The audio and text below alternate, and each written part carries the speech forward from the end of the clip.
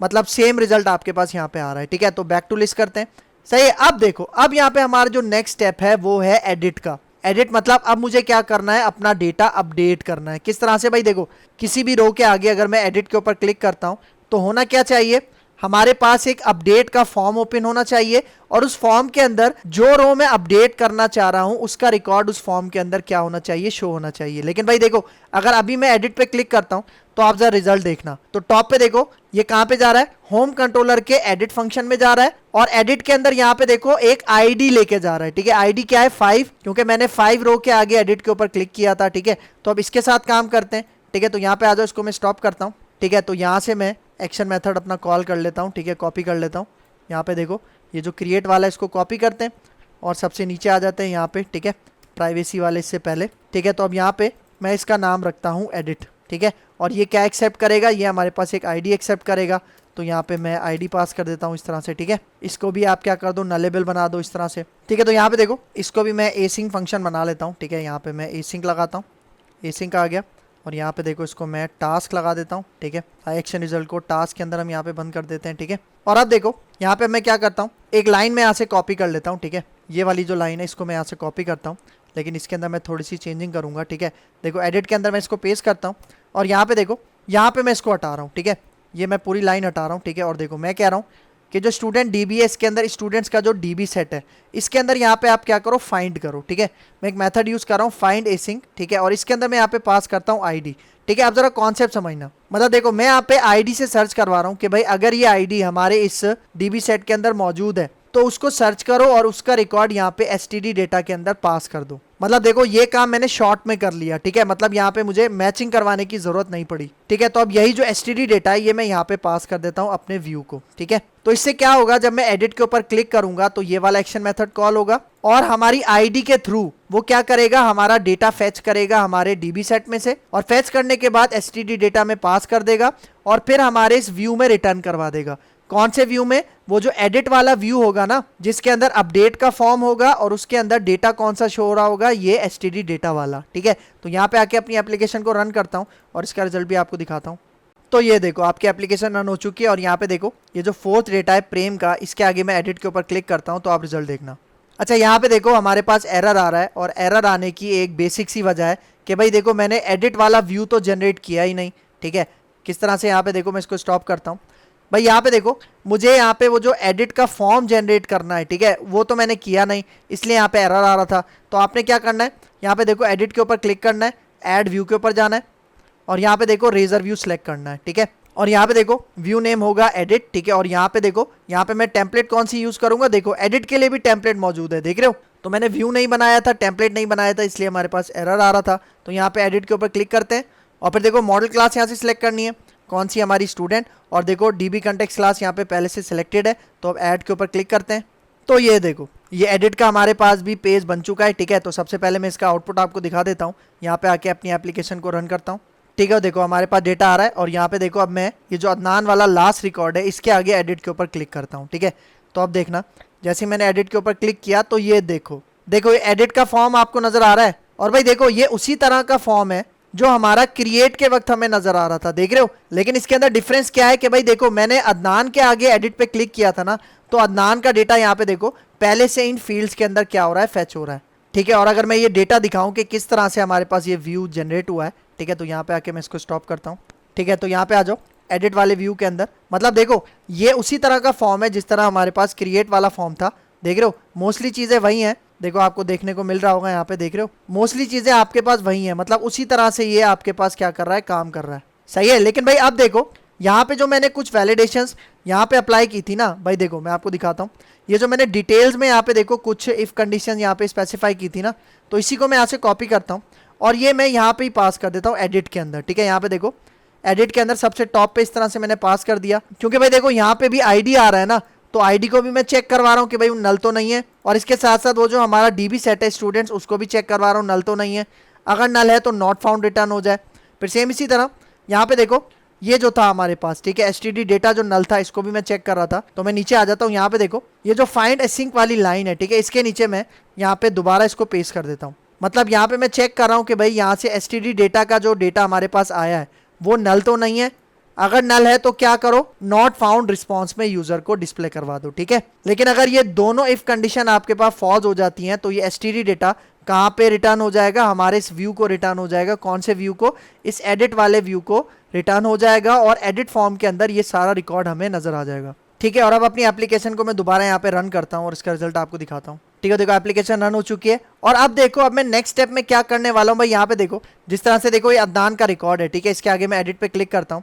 अब for example यहाँ पे देखो जैसे इसका फॉर्म आएगा और इसके अंदर अगर मैं कुछ चेंजिंग करता हूँ, फॉर एग्जांपल मैं कहता हूँ कि भाई अदनान की जो एज है वो 20 हो गई है और वो कौन सी क्लास में चला गया, 12 क्लास में चला गया। तो अब मैं कह रहा हूँ कि जैसे ही मैं सेव के बटन के ऊपर क्लिक करूंगा तो क्या होना चाहिए, ये रिकॉर्ड हमारे पास अदनान वाली आईडी के ऊपर क्या हो जाना चाहिए, अपडेट हो जाना चाहिए। तो उसके लिए मैं क्या करूंगा, उसके लिए मैं एडिट के नाम से ही एक दूसरा फंक्शन बनाऊंगा, एक्शन मेथड बनाऊंगा, लेकिन वो किसके लिए चलेगा, HTTP पोस्ट रिक्वेस्ट के लिए चलेगा, ठीक है। और वहां पे इस फॉर्म का सारा डेटा गेट करके मैं अदनान वाली आईडी पे क्या करूंगा, स्टोर करवाऊंगा, ठीक है। तो उसके लिए मैं यहाँ पे क्या करता हूँ, देखो यहाँ पे आके मैं स्टॉप करता हूँ और यहाँ से मैं एक एक्शन मेथड यहाँ से कॉपी कर लेता हूँ, ठीक है। जो मैंने क्रिएट वाला बनाया था इसको मैं यहाँ से कॉपी करता हूँ और हम चलते हैं नीचे, नीचे आ जाओ, ठीक है। यहाँ पे देखो ये जो एडिट है, ठीक है। इसके बाद यहाँ पे आके मैं इसको पेस्ट करता हूँ और मैं बता देता हूँ कि भाई इसका नाम क्या है। इसका नाम है आपके पास एडिट, ठीक है।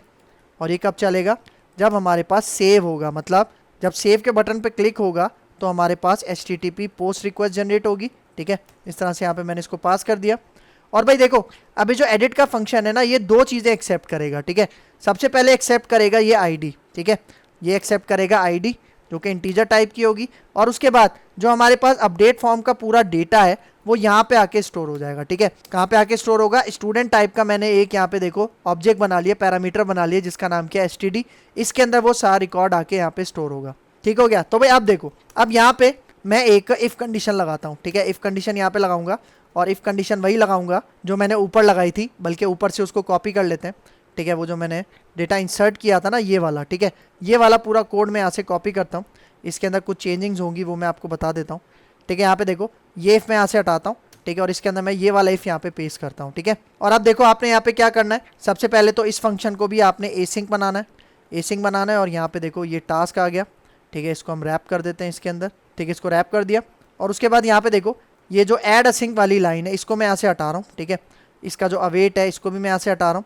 और यहाँ पे देखो यहाँ पे मैं सिंपल क्या करूँगा, देखो यहाँ पे मैं स्टूडेंट्स के साथ एक मेथड यूज़ करूँगा जिसका नाम है अपडेट। अपडेट यूज़ करूँगा और वो जो STD था वो मैं इसके अंदर यहाँ पे इस तरह से पास कर दूंगा, देख रहे हो। मतलब जिस स्टूडेंट के आगे मैंने एडिट पे क्लिक किया उसकी आईडी यहाँ पे आके स्टोर होगी और जितना भी रिकॉर्ड है आईडी समेत वो सारा रिकॉर्ड यहाँ पे आके स्टोर होगा और उसको मैं अपडेट कर दूंगा, अपडेट कर दूंगा उसी आईडी के ऊपर। मतलब हमारे पास यहाँ पे एंटिटी फ्रेमवर्क कोर को पता है कि भाई कौन सी आईडी के साथ आप काम कर रहे हो, तो ये जो भी डेटा अपडेटेड डेटा आपने यहाँ पे भेजा है ना वो डेटा हमारे पास इसी DB सेट के अंदर क्या हो जाएगा, उसी जगह पे उसी आईडी के ऊपर अपडेट हो जाएगा। मतलब ये काम ऑटोमेटिक कर रहा है वो, आपको खुद से यहाँ पे कुछ भी करने की जरूरत नहीं है। तो ये सबसे बड़ा बेनिफिट है। और भाई देखो उसके बाद आपको लाजमी यहाँ पे ये सेव चेंजेस एसिंक का मेथड यहाँ पे कॉल करना है। लेकिन भाई देखो अगर ये वाली कंडीशन आपके पास फॉल्स हो जाती है या कोई भी एरर आ जाता है इसके अंदर तो हमारे पास ये वाला व्यू क्या हो जाएगा, रिटर्न हो जाएगा। और इसके अंदर ये मैं यही STD डेटा यहाँ पे डिस्प्ले करवा देता हूँ।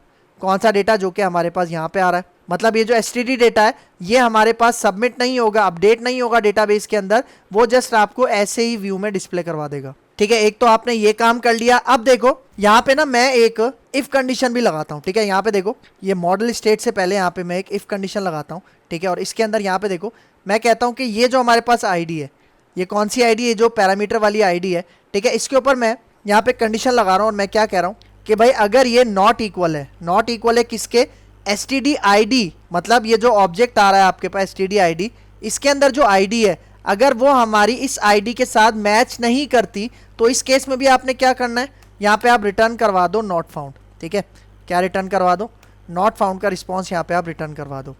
मतलब देखो ये वाली आईडी इसको मैं मैच करवा रहा हूँ किसके साथ, इस स्टूडेंट के अंदर जो आईडी है अगर वो आपस में मैच नहीं करती तो ये वाला मैसेज आना चाहिए, क्योंकि जब ये दोनों मैच करेंगी तभी आपके पास क्या होगा, ये वाला एक्शन परफॉर्म होगा, ठीक है। तो ये भी एक बहुत ज्यादा इंपॉर्टेंट पॉइंट है। और भाई यहाँ पे देखो आपको अपडेट करना है ना, भाई देखो अगर मैं इसका शॉर्ट बताऊं आपको यहाँ पे ये DB सेट देने की भी जरूरत नहीं है। मतलब वो भी यहाँ पे ऑटोमेटिक ऑब्जर्व कर लेगा कि भाई आप यहाँ पे इसको अपडेट करना चाह रहे हो, ठीक है।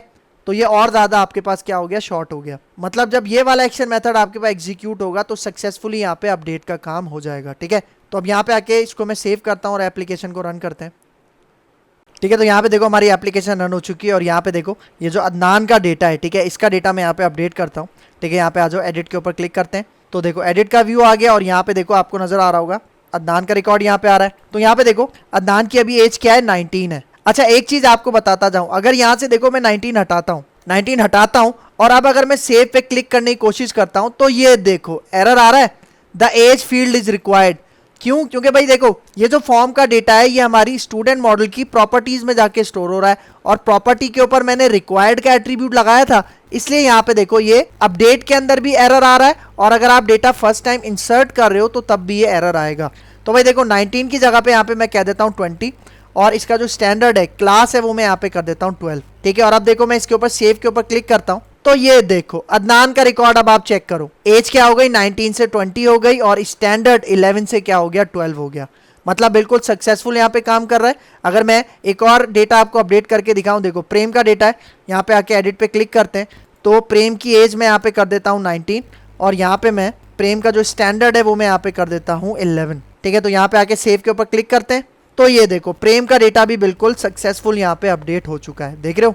अब देखो अब हमारे पास लास्ट ऑपरेशन रह गया डिलीट वाला, ठीक है। मतलब देखो मैं किसी भी रो के आगे यहाँ पे देखो डिलीट के ऊपर क्लिक करता हूँ, फॉर एग्जांपल अदनान की जो रो है इसके आगे मैं डिलीट के ऊपर क्लिक करता हूँ तो अब आप रिजल्ट देखना यूआरएल में, देखो ये कहाँ जा रहा है, होम के अंदर डिलीट एक्शन मेथड पे जा रहा है और साथ में आईडी भी लेके जा रहा है, वो क्या है 5, ठीक है। तो अब मुझे यहाँ पे डिलीट एक्शन बनाना है, ठीक है। तो यहाँ पे आते हैं, इसको मैं स्टॉप करता हूँ, ठीक है। तो भाई यहाँ से देखो, ठीक है, यही जो हमारे पास क्रिएट वाला था, ठीक है, इसको मैं यहाँ से कॉपी कर लेता हूँ, ठीक है। देखो क्रिएट वाला जो एक्शन मेथड है इसको मैं यहाँ से कॉपी करता हूँ और इसको सबसे नीचे ले जाते हैं, ठीक है। डिलीट मुझे यहाँ पे काम करना है, ठीक है। देखो प्राइवेसी से पहले और ये जो एडिट फंक्शन है उसके बाद यहाँ पे मैं इसको पेस्ट करता हूँ और देखो इसका मैं नाम रखता हूँ यहाँ पे डिलीट, ठीक है। और ये क्या एक्सेप्ट करेगा, ये हमारे पास एक आईडी पैरामीटर यहाँ पे एक्सेप्ट करेगा। और भाई देखो एक बात याद रखना, जब भी आप लिंक पे क्लिक करते हो ना और यूआरएल के अंदर आपको कोई आईडी भी पास हो रही होती है तो ये गेट रिक्वेस्ट के लिए काम करता है, ये पोस्ट रिक्वेस्ट के लिए काम नहीं करता, ये पॉइंट आपने याद रखना है, ठीक है। तो भाई देखो अब इसके अंदर मैंने क्या करना है, यहाँ पे मैंने एक लाइन पेस्ट करनी है, वो कौन सी लाइन है मैं यहाँ से कॉपी कर लेता हूँ। ये देखो आपको ये वाली लाइन नजर आ रही है डिटेल्स के अंदर, ठीक है। कौन सी लाइन, जिसके अंदर मैंने फर्स्ट और डिफॉल्ट एसिंक यहाँ पे यूज किया था, इसको मैं कॉपी करता हूँ और नीचे ले जाता हूँ अपने डिलीट वाले मेथड में। और भाई देखो इसको भी सबसे पहले मैं क्या बना लेता हूँ, एसिंक बना लेता हूँ, ठीक है। एसिंक बना लेता हूँ यहाँ पे, ठीक है, ये एसिंक आ गया यहाँ पे, सही है, एसिंक बन गया। और अब इसके अंदर यहाँ पे देखो मैं ये वाली लाइन यहाँ पे पेस्ट करता हूँ, ठीक है। तो भाई देखो इस लाइन के अंदर क्या हो रहा है, देखो मैं क्या कह रहा हूँ कि भाई इस पैरामीटर के अंदर जो भी आईडी आ रही है, ठीक है, उसको देखो इस मेथड के अंदर फर्स्ट और डिफॉल्ट एसिंक के अंदर मैं मैच करवा रहा हूँ कि भाई क्या ये आईडी हमारे पास इस स्टूडेंट्स के डीबी सेट के अंदर मौजूद है। अगर मौजूद है तो उसकी जो फर्स्ट रो है, मतलब जो पूरी रो है, वो आप कहाँ पे पास कर दो, एसटीडी डेटा के अंदर पास कर दो। और यही एसटीडी डेटा अब मैं अपने डिलीट के व्यू को यहाँ पे पेरेंथीसिस के अंदर इस तरह से पास कर देता हूँ, ठीक है, ठीक है, पास हो गया। अब मैं क्या करता हूँ, अब मैं इसका डिलीट टेम्पलेट क्रिएट करता हूँ, मतलब डिलीट का व्यू। क्योंकि भाई देखो मैं क्या कह रहा हूँ कि जैसे ही मैं डिलीट के लिंक पे क्लिक करूंगा ना तो एक सेपरेट व्यू ओपन होगा जहां पे जो डेटा हम डिलीट करने वाले हैं वो डेटा हमें शो होगा और नीचे वहां पे एक डिलीट का बटन होगा, मतलब वहां पे हमसे कंफर्मेशन मांगेगा। मतलब जब आप डिलीट के लिंक पे क्लिक करोगे तो डायरेक्ट डेटा डिलीट नहीं होगा, बल्कि वो आपको एक डिलीट पेज के ऊपर लेके जाएगा जहां पे वो आपसे कंफर्मेशन मांग रहा होगा। तो वहां पे जो डिलीट का बटन होगा, जब आप उसके ऊपर क्लिक करोगे तब आपका जो रिकॉर्ड है वो डिलीट होगा सक्सेसफुली। तो डिलीट का टेम्पलेट यहाँ पे बनाता हूँ, इसके ऊपर राइट क्लिक करते हैं और यहाँ पे चलते हैं ऐड व्यू के ऊपर और यहाँ पे आ जाओ रेजर व्यू के ऊपर, ठीक है। और यहाँ से देखो, यहाँ से मैं टेम्पलेट कौन सी सिलेक्ट करूंगा, डिलीट, ठीक है, क्रिएट के नीचे डिलीट। और यहाँ पे मॉडल क्लास कौन सी है हमारे पास, मॉडल क्लास है, यहाँ पे देखो स्टूडेंट, इसको सिलेक्ट करना है। डेटा कंटेक्स्ट क्लास पहले से सिलेक्टेड है, ऐड के ऊपर क्लिक करते हैं तो ये देखो आपको नजर आ रहा है ये डिलीट का व्यू है। और यहाँ पे देखो मैसेज आ रहा है, मतलब आपसे कंफर्मेशन मांग रहा है, are you sure you want to delete this. पहले ये एक हेडिंग आपको शो होगी और फिर नीचे जो डेटा आप डिलीट करना चाह रहे हो वो डेटा आपको यहाँ पे डेफिनेशन लिस्ट के अंदर इस तरह से डिस्प्ले होगा, सारा डेटा आपको डिस्प्ले होगा। और उसके बाद यहाँ पे देखो आपके पास डिलीट का बटन है, मतलब जब आप इसके ऊपर क्लिक करोगे तब आपका डेटा क्या होगा, डिलीट होगा, ठीक है। और यहाँ पे देखो एक हिडन फील्ड भी बनी हुई है, ठीक है, जिसके अंदर आईडी पास हो रही है, क्योंकि फॉर्म बना हुआ है ना। जब आप डिलीट के बटन पे क्लिक करोगे तो क्या होगा, आपके पास एक पोस्ट रिक्वेस्ट जनरेट होगी और आपका ये जो डेटा है वो डिलीट हो जाएगा, ठीक है। तो अगर मैं इस व्यू का आपको रिजल्ट दिखाऊं, ठीक है, मैं होम पे चलता हूं, यहाँ पे आके इसको रन करते हैं, इसका रिजल्ट दिखाता हूँ। ठीक है, तो ये देखो रिजल्ट आ रहा है आपके पास। मैं अदनान का डेटा यहाँ से डिलीट पे क्लिक करता हूँ, तो जैसे आप डिलीट पे क्लिक करोगे देखना ये देखो डिलीट का व्यू आपको शो हो रहा है और देखो मैसेज आ रहा है, are you sure you want to delete this. कौन सा डेटा? ये वाला डेटा क्या आप डिलीट करना चाह रहे हो? तो देखो अगर आप डिलीट के बटन पे क्लिक करोगे तो रिक्वेस्ट जाएगी डिलीट के एक HTTP पोस्ट वर्जन के पास। मतलब डिलीट पे क्लिक करोगे तो डिलीट का एक ऐसा एक्शन मेथड चलेगा जिसके ऊपर HTTP पोस्ट लगा हुआ होगा, वो अभी हम क्रिएट करेंगे। लेकिन अगर आप बैक टू लिस्ट करोगे तो ये डेटा डिलीट नहीं होगा, बल्कि ये कहाँ चला जाएगा, वापस हमारे पास इंडेक्स के पेज पे आ जाएगा। लेकिन भाई देखो अभी ये जो मैंने बनाया ना, ये जो मैंने डिलीट का हमारे पास जो एक्शन मेथड बनाया था, इसके अंदर ना यहाँ पे मुझे कुछ वैलिडेशन लगानी है। जिस तरह से मैं डिटेल्स में लगा रहा था, ठीक है, उस तरह मुझे यहाँ पे भी लगाना है। किस तरह से? यहाँ पे देखो, ठीक है, तो यहाँ पे देखो टॉप पे चलते हैं, ठीक है, जहाँ पे मैंने इफ की वो वैलिडेशन लगाई थी, ठीक है। देखो एडिट के अंदर देखो एक तो ये वाली है, ठीक है, इसको मैं यहाँ से कॉपी करता हूँ और नीचे यहाँ पे डिलीट के अंदर इसको पेस्ट करता हूँ, ठीक है। देखो इसके टॉप पे यहाँ पे मैं इसको पेस्ट करता हूँ। मतलब देखो यहाँ पे मैं इस आईडी को भी चेक कर रहा हूँ कि भाई ये नल तो नहीं है, और इसके साथ साथ जो अपना डीबी सेट है, अपना डेटा कंटेक्स्ट है, उसको भी मैं चेक कर रहा हूँ कि वो नल तो नहीं है। अगर दोनों में से कोई भी नल है तो रिटर्न नॉट फाउंड हो जाए, ठीक है। उसके बाद यहाँ पे देखो, यहाँ पे मुझे एक और लाइन कॉपी करनी है, ये वाली, ठीक है, सही है। इसको यहाँ पे आके नीचे मैं पेस्ट करता हूँ, ठीक है। ये देखो ये आपको नजर आ रहा है डिलीट के अंदर ये जो एसटीडी डेटा है, यहाँ पे मैं इसके बाद इसको पेस्ट करता हूँ। मतलब देखो जो रिकॉर्ड मैंने यहाँ पे अपने स्टूडेंट्स के डीबी सेट से फेच किया है उसको मैं चेक कर रहा हूँ कि भाई क्या वो नल तो नहीं है। अगर वो नल होगा तो नॉट फाउंड यहाँ पे आपके पास रिस्पॉन्स चला जाएगा यूजर के पास। लेकिन अगर ये दोनों इफ कंडीशन नहीं चलेंगी तो क्या होगा, ये जो एसटीडी है ये कहाँ पे पास हो जाएगा, हमारे पास इस व्यू के अंदर। कौन से व्यू के अंदर? ये जो डिलीट वाला है इसके अंदर पास हो जाएगा, ठीक है। तो भाई अब यहाँ पे देखो मैंने आपको क्या बताया, जैसे ही मैं डिलीट के ऊपर क्लिक करूंगा तो एक ऐसा डिलीट का एक्शन मेथड चलेगा जिसके ऊपर HTTP पोस्ट लगा हुआ होगा, ठीक है। तो देखो ये वाली लाइन मैं यहाँ से कॉपी करता हूँ, ठीक है, इसको मैं यहाँ से कॉपी करता हूँ और नीचे आके यहाँ पे मैं इसको पेस्ट करता हूँ, ठीक है, सही है। इसका मैं बना लेता हूँ यहाँ पे इस तरह से, और इसके ऊपर मैं यहाँ पे क्या लगाऊंगा, HTTP पोस्ट, ठीक है। HTTP पोस्ट यहाँ पे मैंने लगाया। मतलब जब डिलीट पे क्लिक करूंगा तो ये वाला एक्शन मेथड कॉल होगा और उसकी जो भी आईडी है वो यहाँ पे आके स्टोर हो जाएगी। लेकिन भाई आप यहाँ पे देखो इसकी डेफिनेशन और इसकी डेफिनेशन आप यहाँ पे देखो दोनों की सेम है। तो इसके लिए मैं क्या करता हूँ, मैं इस मेथड का नाम चेंज कर देता हूँ, ठीक है। मैं इस मेथड का नाम कर देता हूँ यहाँ पे डिलीट कन्फर्म्ड।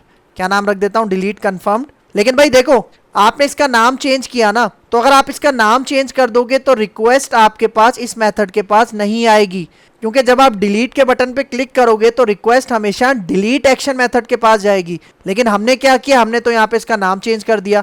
तो आप पता है क्या करो, यहाँ पे देखो ये जो HTTP पोस्ट है इसके आगे आप बता दो कि भाई ये वाला जो एक्शन नेम है ना, मतलब इस एक्शन मेथड का जो एक्शन नेम है वो आप यहाँ पे स्पेसिफाई कर दो, इसके अंदर स्ट्रिंग के अंदर इस तरह से पास कर दो डिलीट। सही है। इससे क्या होगा कि भले आपने नाम चेंज कर दिया लेकिन फिर भी ये एक्शन मेथड किसके रिस्पॉन्स में एग्जीक्यूट होगा, जब एक्शन नेम डिलीट आएगा, ठीक है।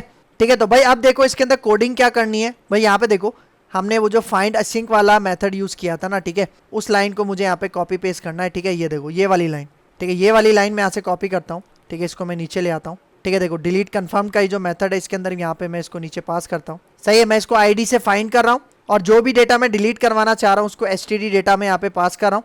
और अब यहाँ पे देखो, अब यहाँ पे मैं एक कंडीशन लगाता हूँ, ठीक है। कंडीशन क्या लगा रहा हूँ देखना, कि अगर ये एसटीडी डेटा अगर हमारे पास नल नहीं है, ठीक है, अगर ये नल नहीं है तो क्या करो, अब मुझे इसको करना है रिमूव, ठीक है। तो किस तरह से, यहाँ पे देखो सबसे पहले स्टूडेंट डीबी, इसके अंदर जो हमारा डीबी सेट है वो कौन सा है, स्टूडेंट्स।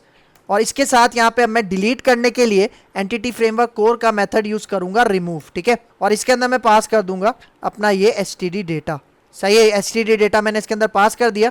और अब देखो अब यहाँ पे वो जो सेव चेंजेस है वो भी मुझे यहाँ पे कॉल करना है, ठीक है।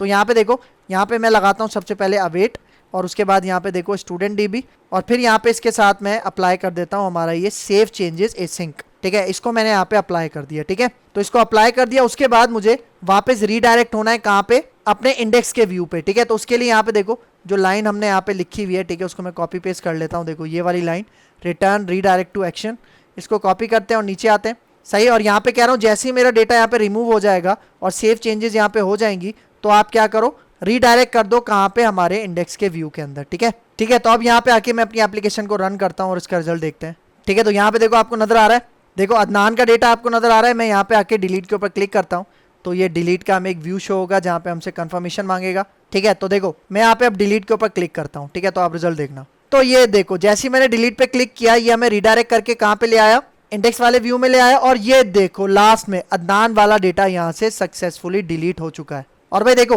अगर मैं आपको यहाँ पे भी दिखाऊं, ठीक है, देखो मैं आपको यहाँ पे भी दिखाऊं अपने एसक्यूएल सर्वर मैनेजमेंट स्टूडियो में, ठीक है, देखो स्टूडेंट्स के ऊपर राइट क्लिक करता हूँ, सिलेक्ट करते हैं और यहाँ पे भी मैं आपको दिखाता हूँ। ये देखो कितने रिकॉर्ड्स रह गए, हमारे पास 4 रिकॉर्ड्स रह गए हैं, ठीक है। तो इस तरह से आप क्या कर सकते हो, डिलीट फंक्शनैलिटी भी इसके अंदर आप इंप्लीमेंट कर सकते हो। और भाई ये देखो, ये जो आपको अभी HTML टेबल यहाँ पे नजर आ रहा है ना, इसके ऊपर बूटस्ट्रैप की एक क्लास लगी हुई है टेबल, लेकिन यहाँ पे सिर्फ सिंगल क्लास लगी हुई है बूटस्ट्रैप की। लेकिन आपको पता है कि मल्टीपल क्लासेज हैं टेबल से रिलेटेड, तो आप वो भी यहाँ पे पास कर सकते हो। किस तरह से, यहाँ पे देखो मैं चलता हूँ अपने इंडेक्स के व्यू में, ठीक है, टॉप पे चलते हैं। यहाँ पे देखो आपको टेबल नजर आ रहा है और यहाँ पे बूटस्ट्रैप की कौन सी क्लास अप्लाई हो रही है, टेबल। याद रखना यहाँ पे हमारे पास प्रोजेक्ट के अंदर बूटस्ट्रैप 5 यूज हो रही है, ठीक है।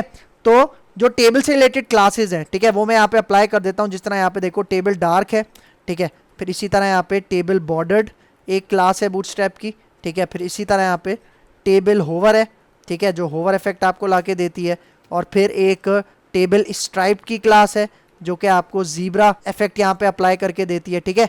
तो ये कुछ मल्टीपल क्लासेज हैं, ये मैंने यहाँ पे अप्लाई कर दी, ठीक है। तो अब इस एप्लीकेशन को दोबारा रन करता हूँ तो आप इस टेबल का ज़रा लुक देखना, ठीक है। तो ये देखो ये आपको रिजल्ट नजर आ रहा है, मतलब मैंने यहाँ पे टेबल डार्क और कुछ होवर से रिलेटेड क्लासेस थी, स्ट्राइप से रिलेटेड क्लासेस थी, वो मैंने यहाँ पे अप्लाई कर दी।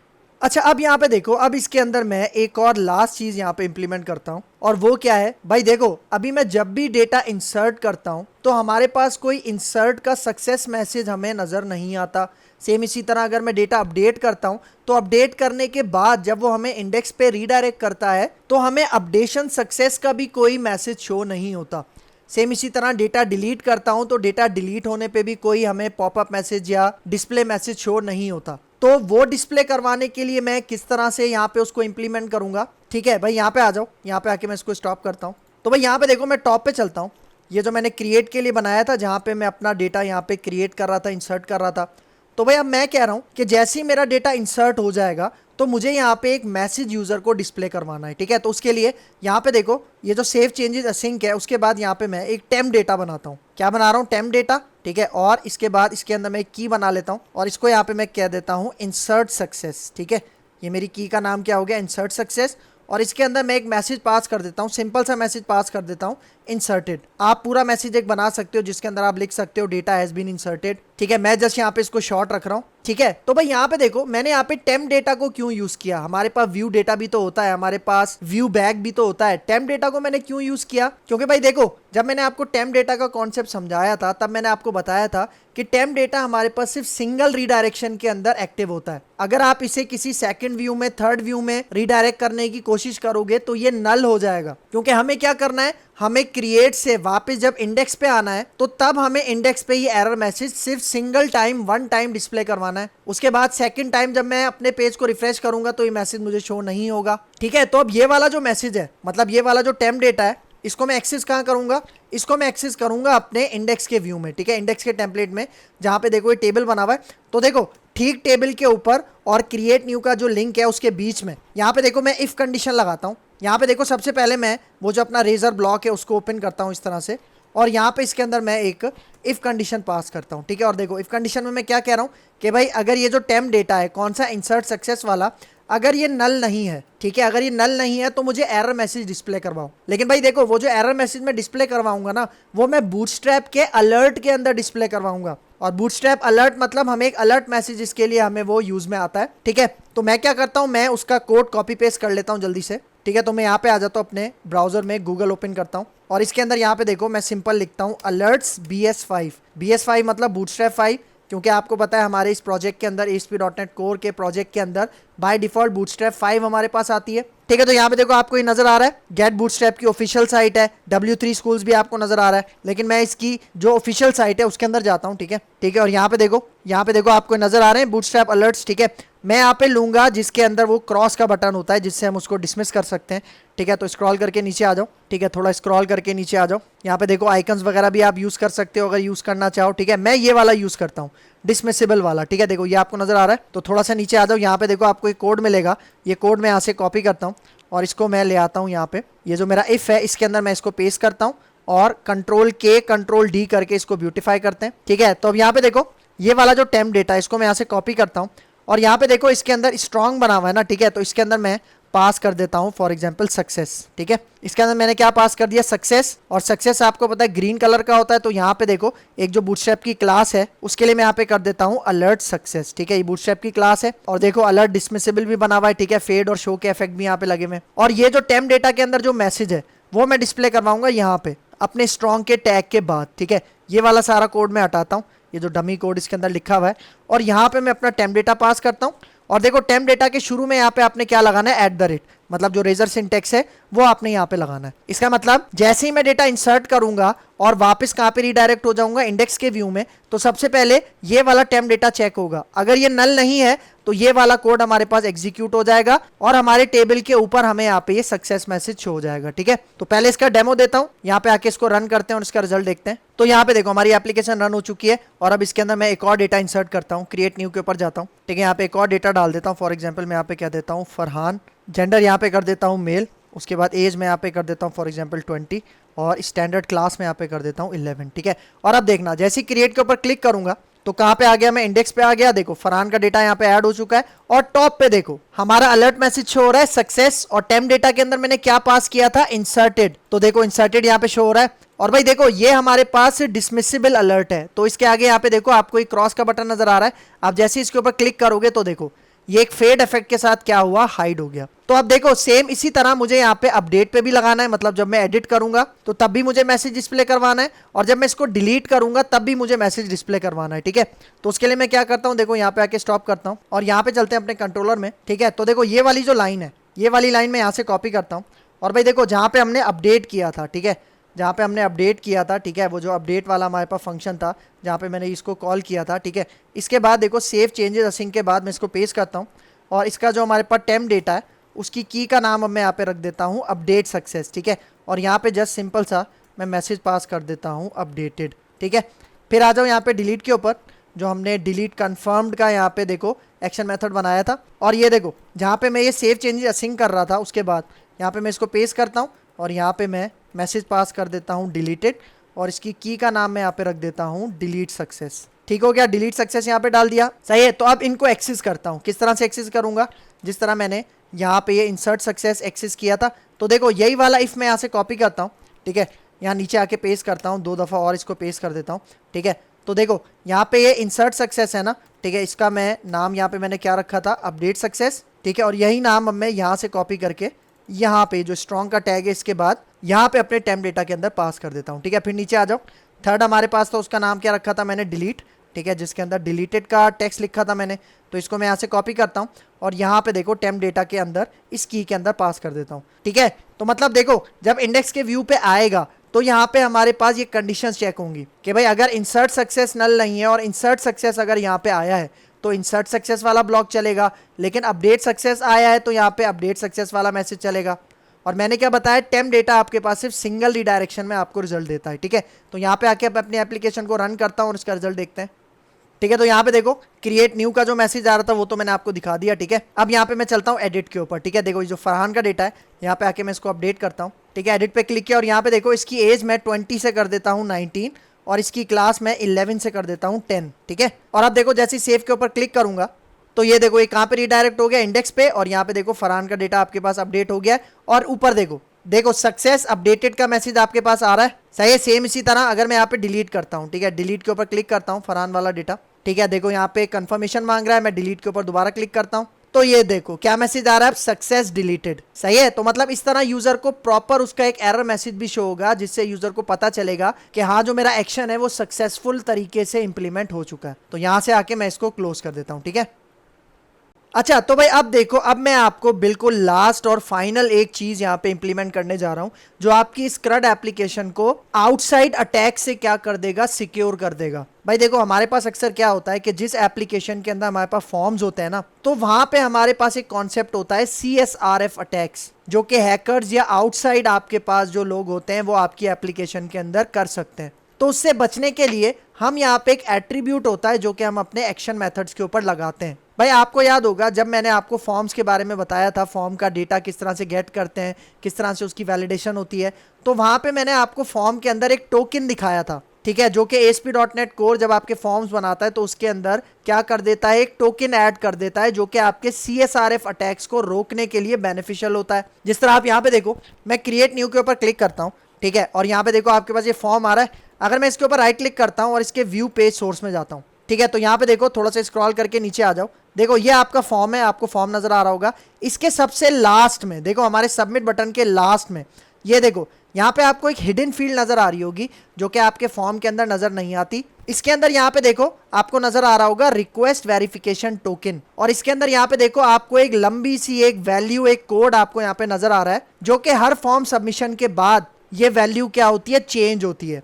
जिससे क्या होता है कि अगर आउटसाइड आपके एप्लीकेशन के कोई आउटसाइड से आपके फॉर्म को फिल करना चाह रहा है, कोई इलीगल रिक्वेस्ट यहाँ पे करना चाह रहा है, तो उसको रोकने के लिए हम यहाँ पे ये कॉन्सेप्ट यूज करते हैं। मतलब ASP.NET Core आपके जो फॉर्म्स होते हैं उसके अंदर ये वाली इनपुट हिडन फील्ड ऑटोमेटिक आपको जनरेट करके देता है।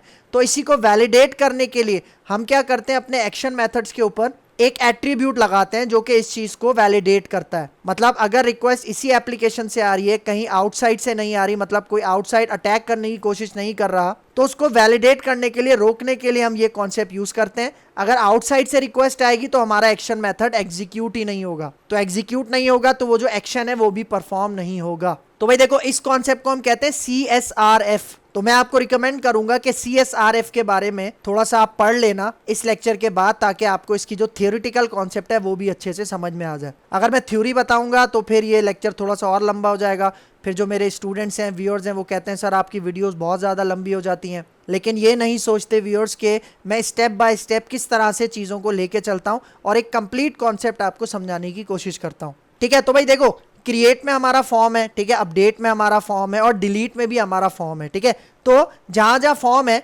उसके एक्शन मेथड्स में, यहाँ पे देखो मैं इसको स्टॉप करता हूँ, ठीक है, मैं चलता हूँ अपने कंट्रोलर में, ठीक है, और देखो जहाँ जहाँ मेरा फॉर्म है, ठीक है, सबसे पहले मैं चलता हूँ क्रिएट में, ठीक है, ये देखो, ये जो क्रिएट है ना, जहाँ पे हमारा डेटा यहाँ पे देखो इंसर्ट हो रहा है, इस ऐड की मदद से यहाँ पे इस तरह से डेटा इंसर्ट हो रहा है। तो यहाँ पे आप देखो HTTP पोस्ट के बाद मैं यहाँ पे देखो एक एट्रीब्यूट लगाता हूँ, और वो क्या है, यहाँ पे आप देखना, ये देखो आपको नजर आ रहा है पहला पहला वैलिडेट एंटी फॉर्जरी टोकन, ये मैं इसके ऊपर लगा दूंगा। क्योंकि भाई देखो इसके अंदर जो फॉर्म बना हुआ है उसके अंदर आपको मैंने दिखाया ना एक टोकन है जो कि हर फॉर्म सबमिशन के बाद चेंज हो जाता है, यूनिक होता है।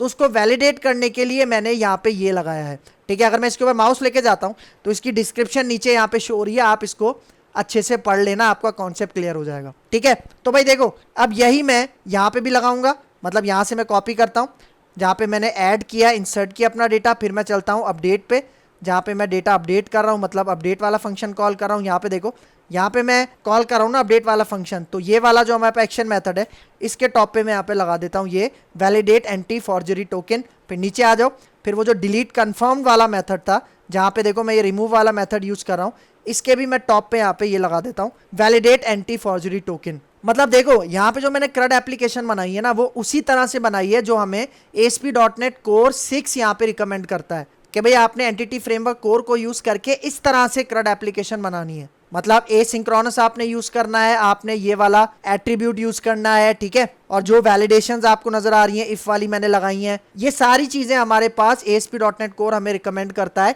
वही चीजें मैंने आपको यहाँ पे इंप्लीमेंट करके दिखाई हैं। ठीक है, तो अब लास्ट टाइम इसको रन करते हैं और सारी फंक्शनैलिटीज को चेक कर लेते हैं अपनी CRUD की, ताकि हम इस लेक्चर को वाइंड अप कर सकें। ठीक है, तो यहाँ पे आके दोबारा मैं इसको रन करता हूँ। ठीक है, तो भाई यहाँ पे देखो मैं एक और डेटा यहाँ से इंसर्ट करता हूँ, क्रिएट न्यू के ऊपर क्लिक करता हूँ। ठीक है, यहाँ पे मैं डेटा डाल देता हूँ, मैं यहाँ पे कहता हूँ दानिश, ठीक है, जेंडर हम कर देते हैं मेल, एज में यहाँ पे कर देता हूँ फॉर एग्जांपल 17, क्लास में यहाँ पे कर देता हूँ 8 क्लास। ठीक है, और अब यहाँ पे देखो क्रिएट के ऊपर क्लिक करते हैं, तो ये देखो सबसे लास्ट में दानिश का डेटा इंसर्ट हो गया और देखो सक्सेस का मैसेज है। ठीक है, अब इसको मैं यहाँ पे एडिट पे क्लिक करता हूँ। ठीक है, इसका डेटा यहाँ से हम अपडेट कर देते हैं, एज में इसकी 18 कर देता हूँ, ठीक है, दानिश की, और स्टैंडर्ड क्लास में यहाँ पे इसका कर देता हूँ 9। ठीक है, सेव पे क्लिक करते हैं, तो देखो सक्सेस अपडेटेड का मैसेज है, और यहाँ पे देखो एज और स्टैंडर्ड यहाँ पे क्या हो गया, अपडेट हो गए। ठीक है, फिर यहाँ पे देखो डिटेल्स है, डिटेल्स पे क्लिक करोगे तो दानिश की जो डिटेल्स है वो आपको यहाँ पे शो होंगी। ठीक है, बैक टू लिस्ट करता हूँ, इधर आ जाओ, और फिर देखो डिलीट के ऊपर क्लिक करते हैं। ठीक है, कंफर्मेशन का आपके पास एक व्यू ओपन हो जाएगा, सही है। तो यहाँ पे देखो मैं डिलीट पे क्लिक करता हूँ, तो जैसे ही क्लिक करूंगा देखो मैसेज आ रहा है सक्सेस डिलीटेड, और फिर देखो जो दानिश का डेटा था वो यहाँ से क्या हो गया, डिलीट हो गया।